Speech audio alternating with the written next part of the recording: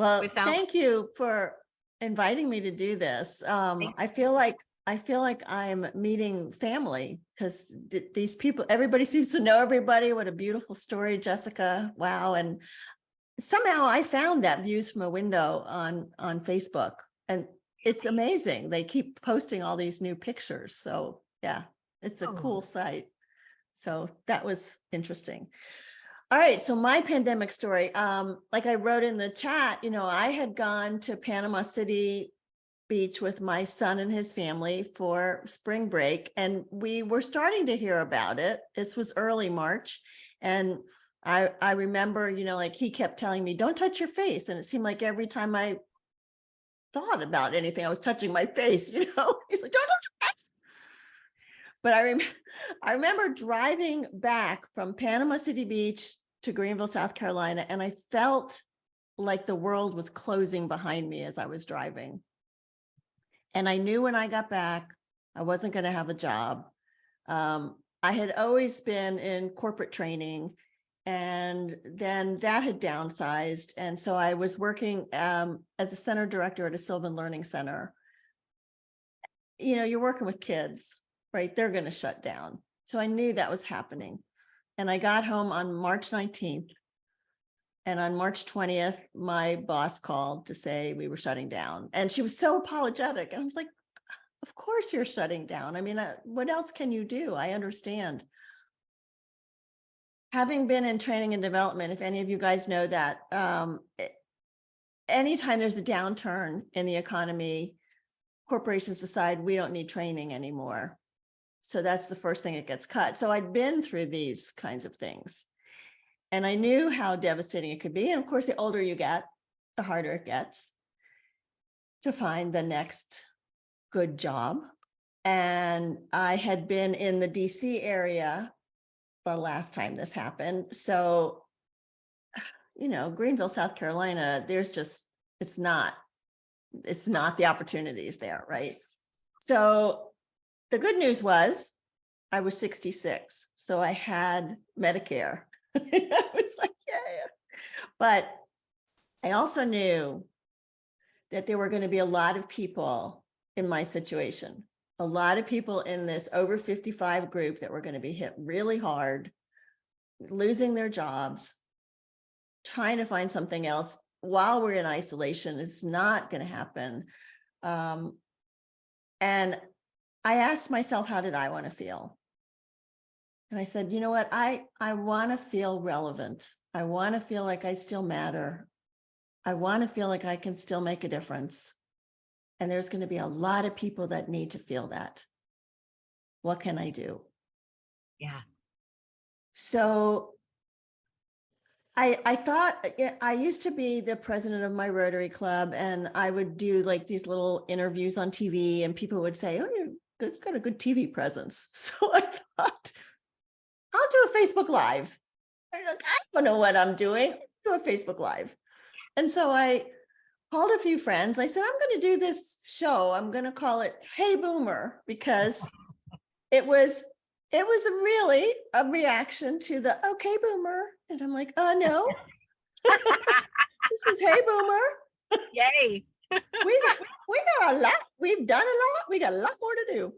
So I called a few friends, said, would you be guests? I'm going to do this little Facebook Live thing.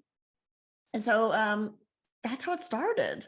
And April 13th, 2020. So it's going to be 3 years next month. 3 years since I started this. It has been, so my show and tell is my microphone. My kids thought I was nuts. Like, you don't know what you're doing, Mom. Like, I'm talking to my computer. And they said one day, what do you want for Mother's Day? And I said, I want a microphone. Love it. I got my microphone for Mother's Day. Now I have learned how to simulcast to Facebook, LinkedIn, and YouTube. We go live every Monday. And then I take the audio. I'm just like in constant learning mode. Sometimes my brain is hurting. So I take down the audio, I edit it, I put it out to all the podcast channels. I like try and do all these cool little posts to get it out there. And yeah, so that's my story. It's the best thing that has ever happened to me.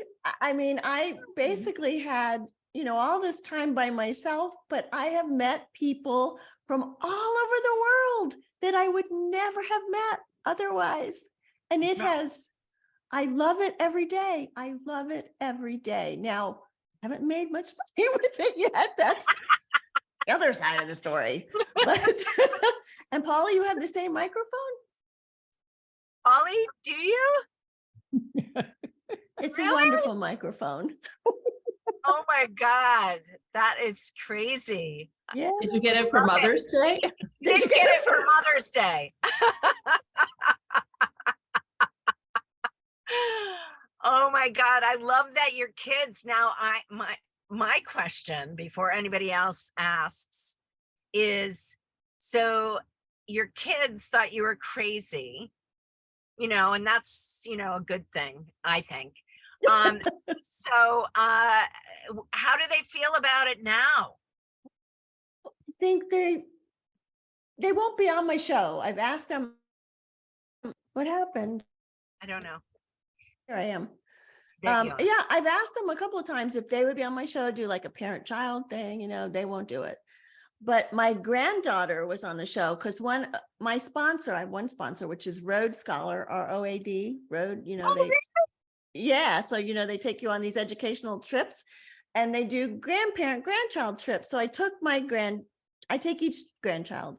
So this one did a show with me and she was amazing. So Rhodes Scholar loved her. So, oh my God, of course. Yeah. Of course. Well, that is, if you have one sponsor, that's a good sponsor to have. I know. That's a beautiful sponsor to have. And the extra beauty, I'm sorry, I don't want to take up too much time, but the extra beauty is that they asked me about 6 months ago if I wanted to host a trip as an influencer. Oh, that was like, really? I'm an influencer? Okay. Yes, you are. Uh-oh. Host a trip. And they said, well, it means that you invite people to go and you fill up a trip and then we'll pay for you to go. And I was Yay. like, yeah.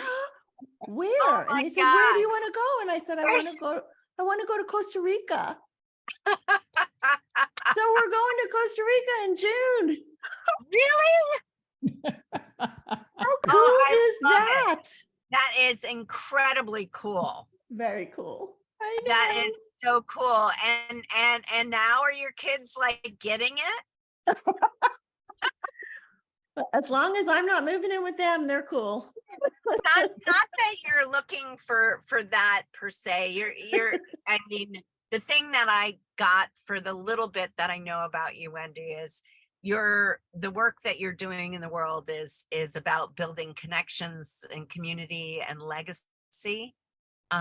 It's really about connecting and inspiring people. Yeah. Inspiring people to believe that I start every show and end every show. You are never too old to set another goal or dream a new dream. Right. And you got so much,